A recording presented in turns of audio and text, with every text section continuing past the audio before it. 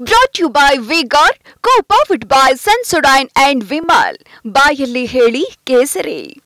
Associate sponsor Ultratech Cement. Co-sponsored by Saptagiri NPS University. Prajwal Revanna 34 ದಿನದ ಬಳಿಕ ಹಾಸನ ಸಂಸದ ಪ್ರಜ್ವಲ್ ರೇವಣ್ಣ ಬಂಧನವಾಗಿದೆ. ತಡರಾತ್ರಿ ಏರ್ಪೋರ್ಟ್ಗೆ ಇಳಿತಾ ಇದ್ದಂತೆ ಮಹಿಳಾ ಅಧಿಕಾರಿಗಳೇ ಸಂಸದನನ್ನ ಬಂಧಿಸಿ ಕರೆತಂದಿದ್ದಾರೆ. ರಾತ್ರಿ ಎಸ್ಐಟಿ ಕಚೇರಿಯಲ್ಲೇ ಇದ್ದ ಪ್ರಜ್ವಲ್ರನ್ನ ಇವತ್ತು ಕೋರ್ಟ್ಗೆ ಹಾಜರುಪಡಿಸಲಾಯಿತು. ವಿಚಾರಣೆ ನಡೆಸಿದ ಕೋರ್ಟ್ 6 ದಿನ ಕಸ್ಟಡಿಗೆ ನೀಡಿದೆ. ಇನ್ನು ನಿನ್ನೆ ರಾತ್ರಿ ಮತ್ತು ಇವತ್ತು ಬೆಳಿಗ್ಗೆ ಎಸ್ಐಟಿ ವಿಚಾರಣೆ ನಡೆಸಿದ್ದು, ಈ ವೇಳೆ ಪ್ರಜ್ವಲ್ ಬೇಸಿಕ್ ಫೋನ್ ಕೊಟ್ಟಿರೋ ಬಗ್ಗೆ TV9ಗೆ ಎಕ್ಸ್ಕ್ಲೂಸಿವ್ ಮಾಹಿತಿ ಲಭ್ಯವಾಗಿದೆ. ಹಾಗಾದ್ರೆ ನಿನ್ನೆ ಬಂಧನದಿಂದ ಈವರೆಗೂ ಏನೆಲ್ಲ ಆಯ್ತು ಅನ್ನೋ ಕಂಪ್ಲೀಟ್ ಮಾಹಿತಿ ಇಲ್ಲಿದೆ ನೋಡಿ.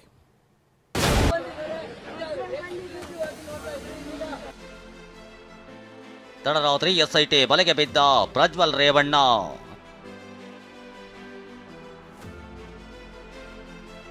ವಿದೇಶದಿಂದ ಹಾರಿ ಬಂದ ಪ್ರಜ್ವಲ್ 6 ದಿನ ಎಸ್ಐಟಿ ಕಸ್ಟಡಿಗೆ.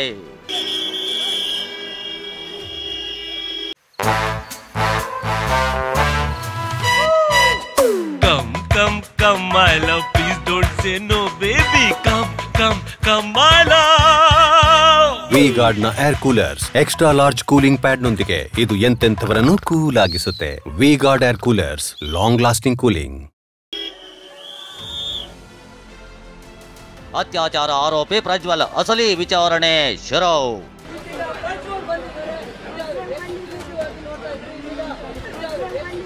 ಪ್ರಜ್ವಲ್ ರೇವಣ್ಣ ಬಂಧನ. ಹಾಸನದ ಸಂಸದ ಅತ್ಯಾಚಾರ ಆರೋಪಿ 1 ತಿಂಗಳು ತಲೆಮರೆಸಿಕೊಂಡಿದ್ದ ಪ್ರಜ್ವಲ್ ರೇವಣ್ಣ ಬಂಧನವಾಗಿದೆ. ತಡರಾತ್ರಿ ವಿಮಾನ ಇಳಿಯುತ್ತಿದ್ದಂತೆ ಪ್ರಜ್ವಲ್ರನ್ನ ಲಾಕ್ ಮಾಡಿದ ಎಸ್ಐಟಿ 6 ದಿನಗಳ ಕಾಲ ತನ್ನ ವಶಕ್ಕೆ ಪಡೆದಿದೆ. ಹಾಸನ ಅಶ್ಲೀಲ ವಿಡಿಯೋ ಪ್ರಕರಣ, Hassan pen drive case, Prajwal ವಿರುದ್ಧದ ಅತ್ಯಾಚಾರ ಆರೋಪದ ಅಸಲಿ ತನಿಖೆ, ಅಸಲಿ ವಿಚಾರಣೆ ಇಂದಿನಿಂದ ಶುರುವಾಗಿದೆ. ಕೋರ್ಟ್ನಲ್ಲಿ ಜಡ್ಜ್ ಎದುರು ಕೈಕಟ್ಟಿ ನಿಂತ ಪ್ರಜ್ವಲ್. ಏರ್ಪೋರ್ಟ್ನಲ್ಲಿ ಪ್ರಜ್ವಲ್ ಅರೆಸ್ಟ್ ಮಾಡಿದ್ದ ಎಸ್ಐಟಿ ಅಧಿಕಾರಿಗಳು ಇವತ್ತು ಬೆಂಗಳೂರಿನ 40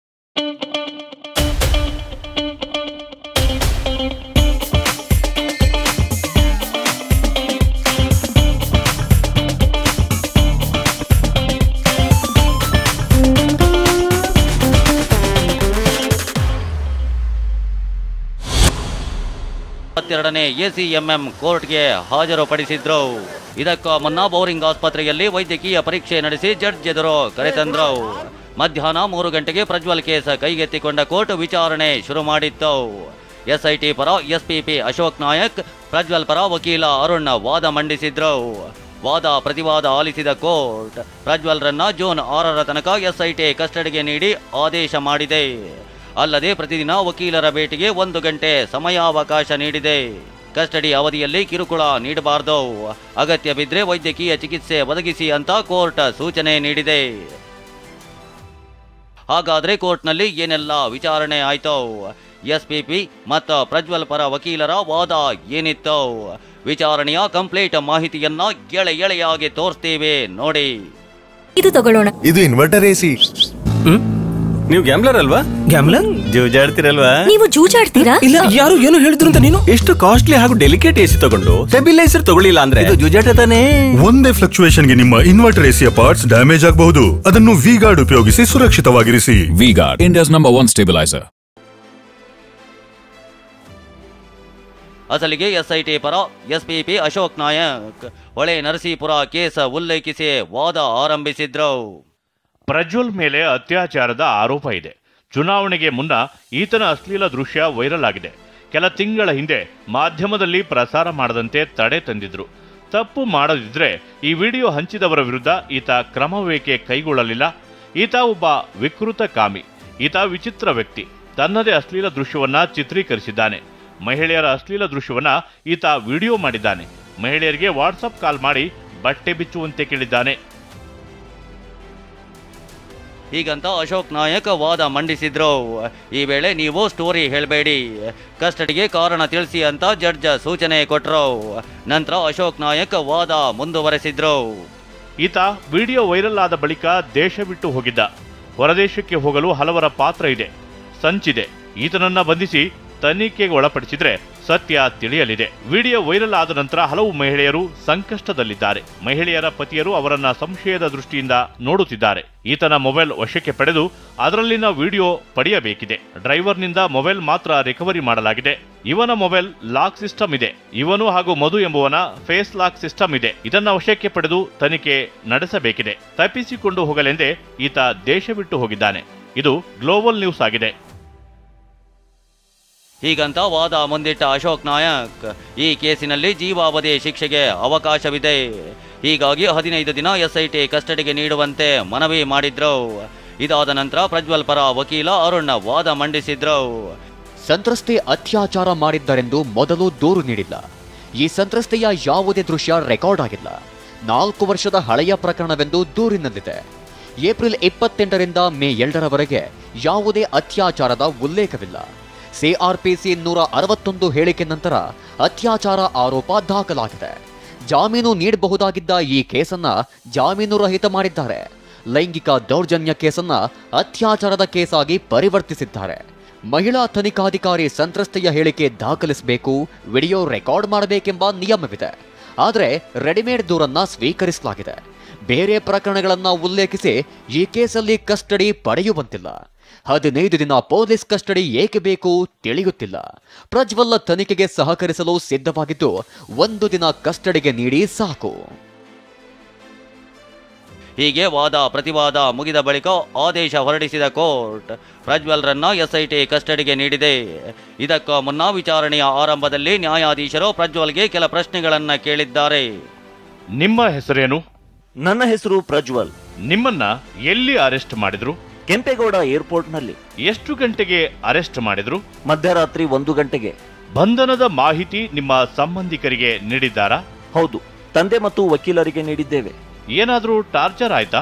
ಶೌಚಾಲಯದ ವಾಸನೆ ಜಾಸ್ತಿ, ಕೊಠಡಿ ಕ್ಲೀನ್ ಇರಲಿಲ್ಲ, ಬಿಟ್ರೆ ಬೇರೇನೂ ಟಾರ್ಚರ್ ಇಲ್ಲ.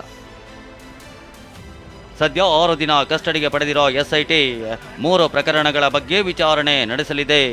ಈಗಾಗಲೇ ಮೊಬೈಲ್ ವಶಕ್ಕೆ ಪಡೆದಿರೋ SITಗೆ ಮೊಬೈಲ್ನಲ್ಲಿ ಏನೇನೋ ಸಿಕ್ಕಿಲ್ಲ. ಫೋಟೋ ವಿಡಿಯೋಗಳು ನಾಪತ್ತೆಯಾಗಿವೆ. ಹೀಗಾಗಿ ಡಿಲೀಟ್ ಆಗಿರಬಹುದಾದ ಡಾಟಾ ರಿಟ್ರೀವ್ಗೆ SIT ಪ್ರಯತ್ನ ಮಾಡ್ತಾ ಸಂವೇದನಾಶೀಲತೆಯಿಂದ ತಕ್ಷಣವೇ ಆರಾಮ ಪಡೆಯಿರಿ. ಸೆನ್ಸೊಡೈನ್ ರ್ಯಾಪಿಡ್ ರಿಲೀಫ್ ಜೊತೆಗೆ ಆಗಿದೆ. ಹಾಗಾದ್ರೆ ವಿಚಾರಣೆ ಹೇಗಿರಲಿದೆ? SIT ರೆಡಿ ಮಾಡಿಕೊಂಡಿರೋ ಪ್ರಶ್ನೆಗಳು ಯಾವುವು ಅಂತ ನೋಡೋದಾದ್ರೆ, ಲೈಂಗಿಕ ದೌರ್ಜನ್ಯ ಮತ್ತು 2 ಅತ್ಯಾಚಾರ ಕೇಸ್ಗಳ ಬಗ್ಗೆ ವಿಚಾರಣೆ ನಡೆಸಲಿರೋ ಪೊಲೀಸರು ಹಾಸನದಲ್ಲಿ ಹರಿದಾಡಿದ ವಿಡಿಯೋಗಳ ಬಗ್ಗೆ ಪ್ರಶ್ನೆ ಕೇಳಲಿದ್ದಾರೆ. ಅಶ್ಲೀಲ ವಿಡಿಯೋದಲ್ಲಿರೋ ವ್ಯಕ್ತಿ ಯಾರೋ? ಅಶ್ಲೀಲ ವಿಡಿಯೋಗಳನ್ನ ರೆಕಾರ್ಡ್ ಮಾಡಿದ್ಯಾರೋ? ವಿಡಿಯೋ ಚಿತ್ರೀಕರಿಸಿದ ಮೊಬೈಲ್ ಯಾವುದೋ? ರೆಕಾರ್ಡ್ ಮಾಡಿದ ಮೊಬೈಲ್ ಫೋನ್ ನಿಮ್ದೇನಾ ಅಂತ ಪ್ರಶ್ನೆ ಕೇಳಲಿದೆ. ಜೊತೆಗೆ ಅಶ್ಲೀಲ ವಿಡಿಯೋ ಹೇಗೆ ವೈರಲ್ ಆಯ್ತೋ? ನಿಮ್ಮ ಮೊಬೈಲ್ ಯಾರಾದ್ರೂ ತೆಗೆದುಕೊಂಡಿದ್ದಾರಾ? ಬೇರೆ ಎಲ್ಲಾದ್ರೂ ವಿಡಿಯೋ ಸೇವ್ ಮಾಡಿ ಇಟ್ಟಿದ್ದೀರಾ? ನಿಮ್ಮ ಮಾಜಿ ಕಾರು ಚಾಲಕ ಕಾರ್ತಿಕ್ ಬಳಿ ಇಷ್ಟು ವಿಡಿಯೋಗಳು ಬಂದಿದ್ದು ಹೇಗೆ ಅಂತ ಪ್ರಜ್ವಲ್ಗೆ ಪ್ರಶ್ನೆ ಕೇಳಿ ಹೇಳಿಕೆ ದಾಖಲಿಸಿಕೊಳ್ಳಲಿದೆ.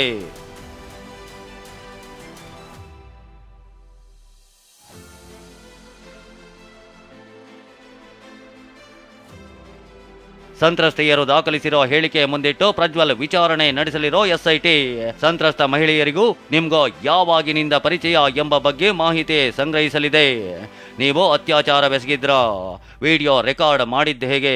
ಮಹಿಳೆಯರಿಗೆ ವಿಡಿಯೋ ಕರೆ ಮಾಡಿ ರೆಕಾರ್ಡ್ ಮಾಡಿದ್ದೇಕೆ? ಏನಾದರೂ ಬ್ಲಾಕ್ ಮೇಲ್ ಮಾಡೋ ಉದ್ದೇಶವಿತ್ತ ಅಂತ SIT ಪ್ರಶ್ನೆ ರೆಡಿ ಮಾಡಿಕೊಂಡಿದೆ. ಹಾಗೆಯೇ ವಿದೇಶಕ್ಕೆ ಹೋಗಿದ್ದೇಕೆ? ಕೇಸ್ ದಾಖಲಾಗೋ ಬಗ್ಗೆ ನಿಮ್ಗೇನಾದ್ರೂ ಮಾಹಿತಿ ಇತ್ತ? ವಿದೇಶದಲ್ಲಿ ನಿಮಗೆ ಆಶ್ರಯ ಮತ್ತು ಹಣದ ಸಹಾಯ ಮಾಡಿದ್ಯಾರೋ? ವಿದೇಶದಿಂದ ಟಿಕೆಟ್ ಬುಕ್ ಮಾಡಿ ಕ್ಯಾನ್ಸಲ್ ಮಾಡಿದ್ದೇಕೆ? ಅಲ್ಲದೆ ನೋಟಿಸ್ ಕೊಟ್ಟ ಬಳಿಕವೂ ವಿಚಾರಣೆಗೆ ಆಗಮಿಸಿಲ್ಲ ಯಾಕೆ ಅಂತ ಪ್ರಶ್ನಿಸಲು SIT ಸಜ್ಜಾಗಿದೆ.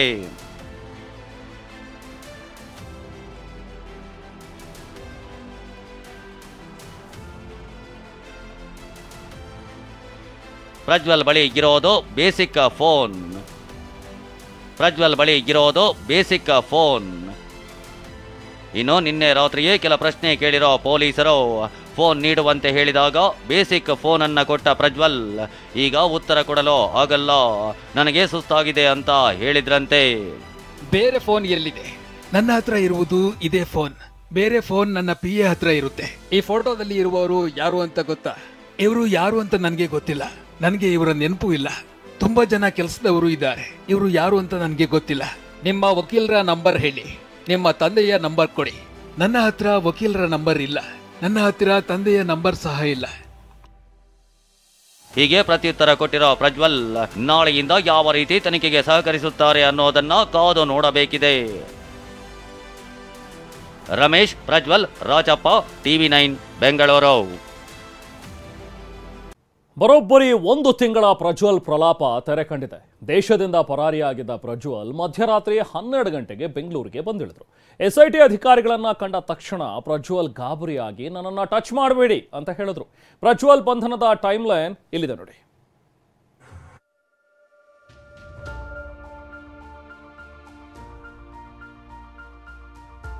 ತೊಂದರೆ ಆಗಿದೆ, ಕಂಪ್ಲೇಂಟ್ಸ್ ಕೊಡ್ಬೋದು, ರಕ್ಷಣೆ ಕೊಡ್ತೇವೆ.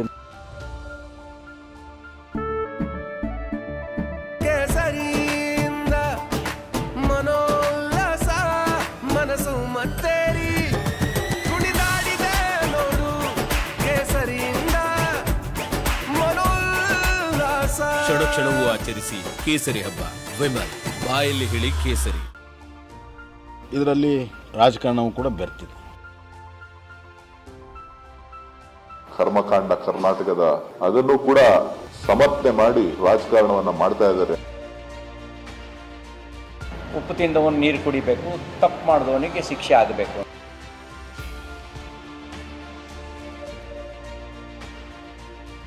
34 ದಿನಗಳ ಪ್ರಲಾಪ, 1 ತಿಂಗಳ ಕಣ್ಣಾಮುಚ್ಚಾಲೆ.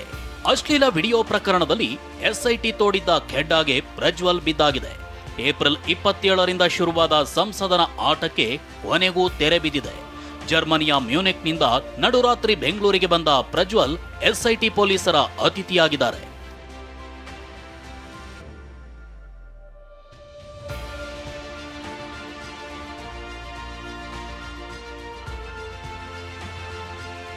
SIT ಅಧಿಕಾರಿಗಳನ್ನ ಕಂಡು ಪ್ರಜ್ವಲ್ ಗಾಬರಿ.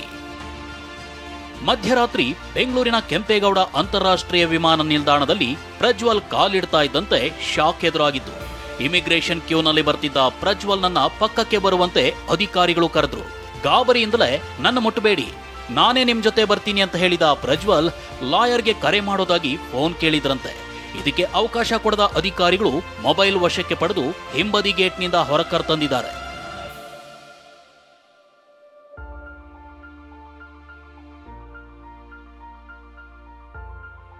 ಇನ್ನು ಇಡೀ ರಾತ್ರಿ ನಡೆದ ಬೆಳವಣಿಗೆಗಳನ್ನ ನೋಡೋದಾದ್ರೆ, ಜರ್ಮನಿಯ ಮ್ಯೂನಿಕ್ನಿಂದ ಹೊರಟಿದ್ದ ಲುಫ್ತಾನ್ಸಾ ವಿಮಾನ ಮಧ್ಯರಾತ್ರಿ 12:50ಕ್ಕೆ ಬೆಂಗಳೂರಿನ ಕೆಂಪೇಗೌಡ ವಿಮಾನ ನಿಲ್ದಾಣದಲ್ಲಿ ಲ್ಯಾಂಡಿಂಗ್ ಆಯಿತು. ರಾತ್ರಿ 1 ಗಂಟೆಗೆ ಇಮಿಗ್ರೇಷನ್ ಅಧಿಕಾರಿಗಳು ಪಾಸ್ಪೋರ್ಟ್ ಪರಿಶೀಲನೆ ಮಾಡಿದ್ರು. ರಾತ್ರಿ 1:10ಕ್ಕೆ ಪ್ರಜ್ವಲ್ ಬಳಿ ಇದ್ದ ಮೊಬೈಲ್, ಹಣ, ಬ್ಯಾಗ್ ಹಾಗೂ ಪಾಸ್ಪೋರ್ಟ್ ವಶಕ್ಕೆ ಪಡೆದ ಇಮಿಗ್ರೇಷನ್ ಅಧಿಕಾರಿಗಳು 1:15ಕ್ಕೆ ಪ್ರಜ್ವಲ್ನನ್ನ SIT ವಶಕ್ಕೊಪ್ಪಿಸಿದ್ರು. ರಾತ್ರಿ 1:20ಕ್ಕೆ ಏರ್ಪೋರ್ಟ್ನಲ್ಲೇ SIT ಅರೆಸ್ಟ್ ಮಾಡಿ 1:25ಕ್ಕೆ ಹಿಂಬದಿ ಗೇಟ್ನಿಂದ ಹೊರಕರ್ತಂದ್ರು. ರಾತ್ರಿ 1:15 ಗಂಟೆಗೆ ಮಹಿಳಾ ಸಿಬ್ಬಂದಿ ನಡುವೆ ಪ್ರಜ್ವಲ್ನನ್ನ ಜೀಪ್ನಲ್ಲಿ ಕೂರಿಸಿ 5 ನಿಮಿಷದ ಬಳಿಕ ಬಿಗಿ ಭದ್ರತೆಯಲ್ಲೇ ಕರೆದೊಯ್ಯಲಾಯಿತು. ರಾತ್ರಿ 2:10ಕ್ಕೆ SIT ಅಧಿಕಾರಿಗಳು ಚಾಲುಕ್ಯ ಸರ್ಕಲ್ ಬಳಿ ಇರೋ ತಮ್ಮ ಕಚೇರಿಗೆ ಕರೆದುಕೊಂಡು ಬಂದ್ರು.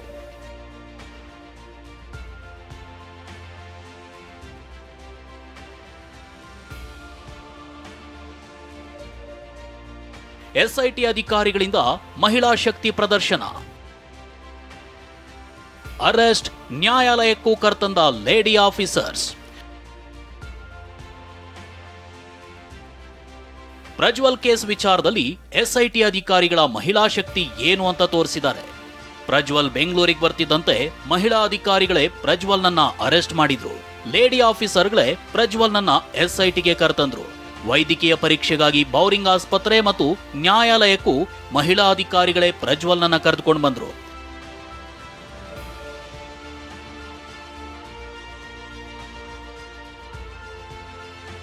ಸಂತ್ರಸ್ತ ಮಹಿಳೆಯರಿಗೆ ಧೈರ್ಯ ತುಂಬಲು ಹೀಗೆ ಮಾಡಲಾಯ್ತಾ? ಸಂತ್ರಸ್ತರು ಹೆದರದೆ ದೂರು ಕೊಡಲು ಹೀಗೆ ಮಾಡಿದ್ರಾ ಅನ್ನೋ ಬಗ್ಗೆ ಚರ್ಚೆ ಆಗ್ತಿದೆ. ಇದರ ಜೊತೆಗೆ ಮಹಿಳೆಯರಿಗೂ ಬಂಧಿಸೋ ಅಧಿಕಾರ ಇದೆ ಅನ್ನೋ ಸಂದೇಶವನ್ನ SITಯಿಂದ ರವಾನಿಸಲಾಗಿದೆ.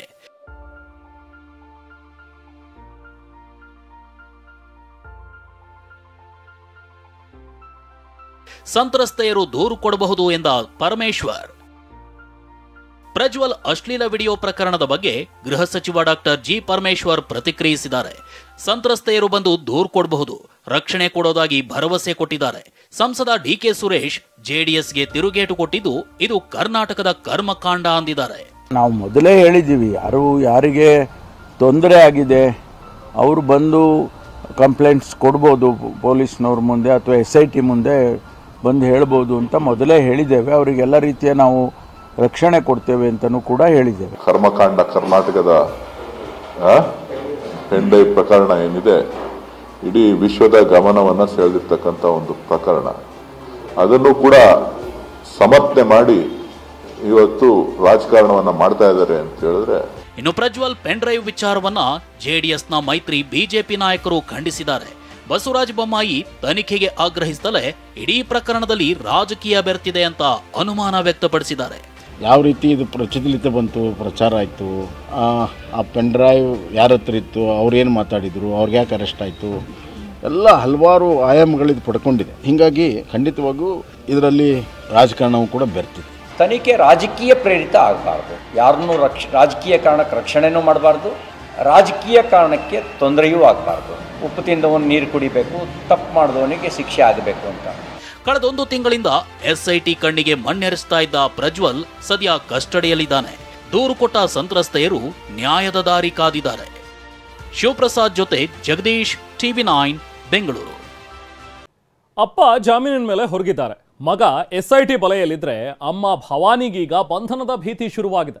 ನಿರೀಕ್ಷಣಾ ಜಾಮೀನಿಗೆ ಸಲ್ಲಿಸಿದ ಅರ್ಜಿ ಕೂಡ ವಜಾಗೊಂಡಿದ್ದು ಭವಾನಿಗೆ ಈಗ ಸಂಕಷ್ಟ ಎದುರಾಗಿದೆ.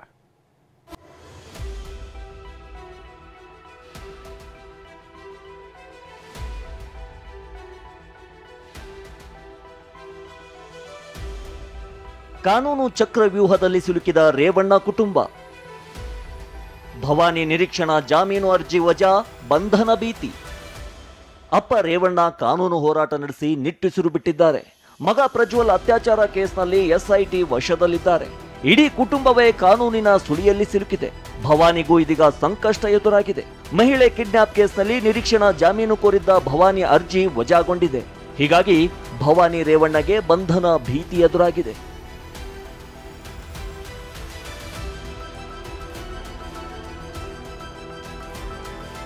ಮಗ ಪ್ರಜ್ವಲ್ ಪತ್ತೆ, ತಾಯಿ ಭವಾನಿ ಎಸ್ಕೇಪ್. ವಿಷಯ ಅಂದ್ರೆ ಪ್ರಕರಣ ಸಂಬಂಧ ಕಳೆದ ಮೇ 15ರಂದು ಭವಾನಿ SITಗೆ ಪತ್ರ ಬರೆದಿದ್ರು. ಹೊಳೆ ನರಸೀಪುರದ ಅಡ್ರೆಸ್ನಲ್ಲಿ ಇರ್ತೀನಿ, ಅವಶ್ಯಕತೆ ಇದ್ರೆ ವಿಚಾರಣೆ ನಡೆಸಬಹುದು ಅಂತ ಹೇಳಿದ್ರು. ಈ ಪತ್ರದ ಆಧಾರದ ಮೇಲೆ ನಿನ್ನೆ ನೋಟಿಸ್ ನೀಡಿರುವ SIT ನಾಳೆ ಬೆಳಗ್ಗೆ 10 ಗಂಟೆಯಿಂದ 5 ಗಂಟೆಯವರೆಗೆ ನೀವು ತಿಳಿಸಿದ ವಿಳಾಸದಲ್ಲೇ ವಿಚಾರಣೆ ನಡೆಸುತ್ತೇವೆ, ನೀವೇ ತಿಳಿಸಿದಂತೆ ನಿಮ್ಮ ಮನೆಯಲ್ಲೇ ವಿಚಾರಣೆ ನಡೆಸಲು ಅಧಿಕಾರಿಗಳು ಬರ್ತಾರೆ ಅಂತ ನೋಟಿಸ್ ಹೊರಡಿಸಿದೆ. ಆದರೆ ಮೇ 6ರಂದು ಹೊಳೆ ನರಸೀಪುರ ಮನೆಯಲ್ಲಿದ್ದ ಭವಾನಿ JDS ಶಾಸಕರ ಭೇಟಿ ಬಳಿಕ ಹೊರ ಹೋಗಿದ್ರು. ಇದಾದ ನಂತರ ಈವರೆಗೂ ಯಾರ ಸಂಪರ್ಕಕ್ಕೂ ಸಿಕ್ಕಿಲ್ಲ. ಹೀಗಾಗಿ ನಾಳೆ ಹೊಳೆ ನರಸೀಪುರದ ಮನೆಯಲ್ಲಿ ಇರ್ತಾರಾ ಅನ್ನೋದು ಯಕ್ಷ ಪ್ರಶ್ನೆಯಾಗಿದೆ. ನಿರೀಕ್ಷಣಾ ಜಾಮೀನು ಅರ್ಜಿ ವಜಾಗೊಂಡಿರೋದ್ರಿಂದ ಭವಾನಿ ರೇವಣ್ಣರನ್ನ SIT ಬಂಧಿಸುವ ಸಾಧ್ಯತೆ ಇದೆ.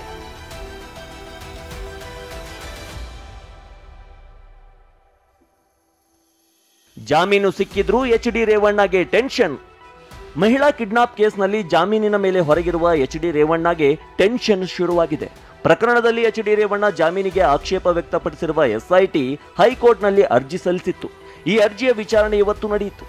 SIT ಪರ SPP ರವಿವರ್ಮ ಕುಮಾರ್ ವಾದಿಸಿದ್ರು. ರೇವಣ್ಣಗೆ ಜಾಮೀನು ನೀಡಿರುವುದು ಸರಿಯಲ್ಲ, ಸೆಕ್ಷನ್ 364A ಅನ್ವಯವಾಗುವಂತೆ ಅಂತ ವಾದಿಸಿದ್ರು. ಆದರೆ HD ರೇವಣ್ಣ ಪರ ವಾದ ಮಂಡಿಸಿದ CV ನಾಗೇಶ್ ಸೆಕ್ಷನ್ 364A ಅಡಿಯಲ್ಲಿ ಪ್ರಕರಣ ದಾಖಲಿಸಿರುವುದೇ ಕಾನೂನು ಬಾಹಿರ ಅಂತ ಹೇಳಿದ್ರು. ಅಂತಿಮವಾಗಿ HD ರೇವಣ್ಣ ಮತ್ತು SITಗೆ ನೋಟಿಸ್ ಜಾರಿ ಮಾಡಿ ವಿಚಾರಣೆ ಮುಂದೂಡಲಾಗಿದೆ. ಹೈಕೋರ್ಟ್ನಲ್ಲಿ ಜಾಮೀನು ರದ್ದಾದ್ರೆ ರೇವಣ್ಣಗೂ ಸಂಕಷ್ಟ ಎದುರಾಗಲಿದೆ. ರಮೇಶ್, TV9 ಬೆಂಗಳೂರು. ರಾಜ್ಯ ಸರ್ಕಾರ ಅಧಿಕಾರಕ್ಕೆ ಬಂದು 1 ವರ್ಷ ಕಳೆದಿದೆ. ಈ ಹೊತ್ತಲೇ ವಾಲ್ಮೀಕಿ ಅಭಿವೃದ್ಧಿ ನಿಗಮದ ಅಧಿಕಾರಿ ಆತ್ಮಹತ್ಯೆ ಪ್ರಕರಣ ರಾಜ್ಯ ಸರ್ಕಾರಕ್ಕೆ ತಲೆನೋವಾಗಿ ಪರಿಣಮಿಸಿದೆ. 187 ಕೋಟಿ ರೂಪಾಯಿ ಹಗರಣದ ಆರೋಪ ಮಾಡಿದ್ದ ಚಂದ್ರಶೇಖರನ್ ಸಾವಿಗೆ ಸಚಿವರ ತಲೆದಂಡವಾಗುವ ಸಮಯ ಸನ್ನಿಹಿತವಾದಂತಿದೆ. ಕೈಕಮಲ ಪಡೆಗಳ ಮಧ್ಯೆ ಇದೇ ಕೇಸ್ ವಾಕ್ ಪ್ರಹಾರಕ್ಕೂ ಕೂಡ ದಾರಿ ಮಾಡಿಕೊಟ್ಟಿದೆ.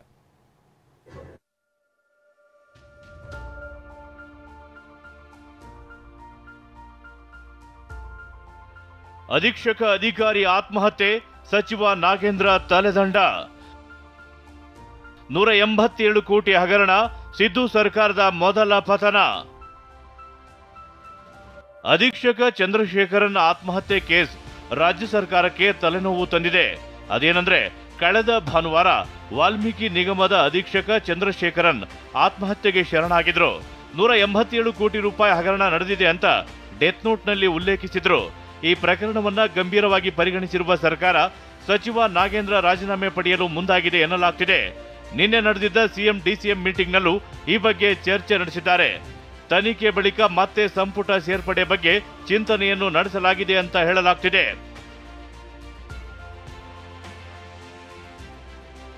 ಯೂನಿಯನ್ ಬ್ಯಾಂಕ್ ಆಫ್ ಇಂಡಿಯಾದಿಂದ ಸಿಬಿಐಗೆ ದೂರು. ಅಷ್ಟಕ್ಕೂ ಸಚಿವ ನಾಗೇಂದ್ರ ರಾಜೀನಾಮೆ ಪಕ್ಕ ಅನ್ನೋದಕ್ಕೂ ಕಾರಣವಿದೆ. ಅದೇನೆಂದ್ರೆ, ಯೂನಿಯನ್ ಬ್ಯಾಂಕ್ ಸಿಬಿಐಗೆ ದೂರು ಕೊಟ್ಟಿದೆ.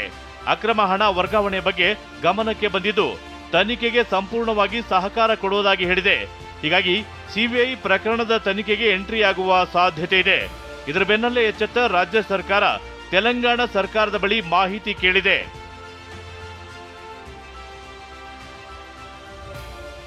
ಚಂದ್ರಶೇಖರನ್ ಆತ್ಮಹತ್ಯೆಯಲ್ಲಿ ತಮ್ಮ ಹೆಸರು ತಳುಕು ಹಾಕಿಕೊಳ್ತಿದ್ದಂತೆ ನಾಗೇಂದ್ರ ಸಿಎಂ ಸಿದ್ದರಾಮಯ್ಯ ಅವರನ್ನ ಭೇಟಿಯಾಗಿದ್ರು.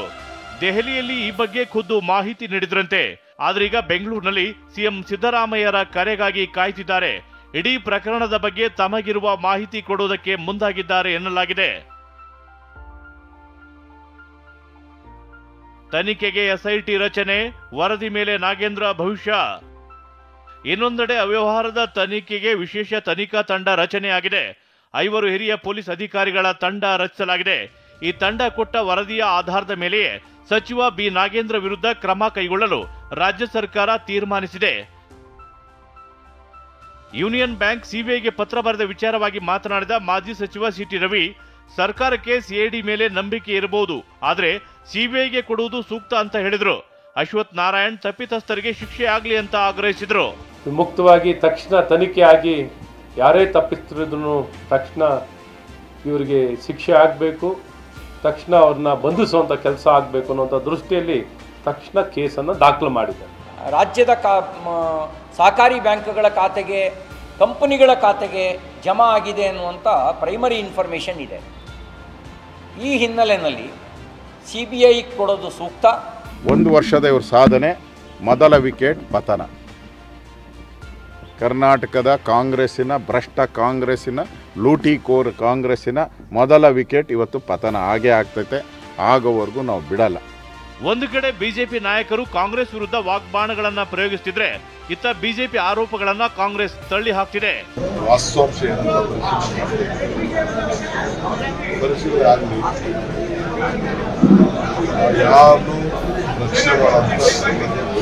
ನಾಗೇಂದ್ರ ಒಳ್ಳೆಯವರು, ನಾವು ಒಳ್ಳೆಯ ಸ್ನೇಹಿತರು.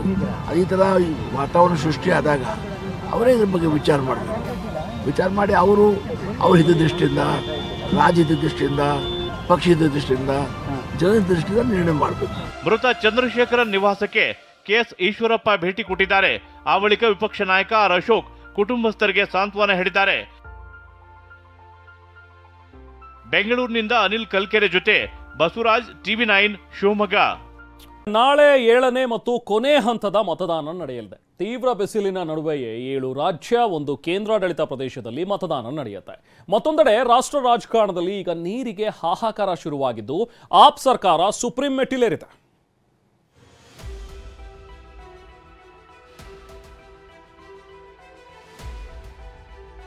ನಾಳೆ ಕೊನೆಯ ಹಂತದ ಲೋಕಸಭಾ ಚುನಾವಣೆ.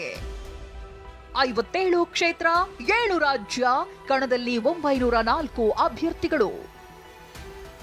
ಅಭ್ಯರ್ಥಿಗಳ ಆರ್ಭಟ, ಘಟಾನುಘಟಿಗಳ ರಣಾರ್ಭಟಕ್ಕೆ ನಿನ್ನೆಯೇ ಬ್ರೇಕ್ ಬಿದ್ದಿದೆ. ಕೊನೆ ಹಂತದ ಮತದಾನಕ್ಕೆ ಕೌಂಟ್ ಡೌನ್ ಶುರುವಾಗಿದೆ.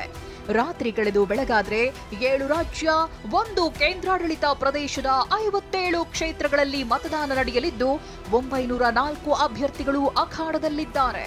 ಇತ್ತ ಚುನಾವಣಾಧಿಕಾರಿಗಳು ಮಾಸ್ಟರಿಂಗ್ ಕೇಂದ್ರದಿಂದ ಮತಗಟ್ಟೆಯತ್ತ ಇವಿಎಂ ಕೊಂಡೊಯ್ದಿದ್ದಾರೆ. ನಾಳಿನ ಮತದಾನಕ್ಕೆ ಬಿಸಿಲು ಭಯ ಹುಟ್ಟಿಸಿದೆ. ಪ್ರಧಾನಿ ಮೋದಿ ಸ್ಪರ್ಧಿಸಿರುವ ವಾರಣಾಸಿಯಲ್ಲಿ ನಾಳೆ ಮತದಾನ ನಡೆಯಲಿದೆ. ಆದರೆ ಪ್ರಚಾರದ ಬಳಿಕ ರಿಲ್ಯಾಕ್ಸ್ ಮೂಡ್ಗೆ ತೆರಳಿರೋ ಮೋದಿ ಕನ್ಯಾಕುಮಾರಿಯಲ್ಲಿ ಧ್ಯಾನದಲ್ಲಿ ನಿರತರಾಗಿದ್ದಾರೆ.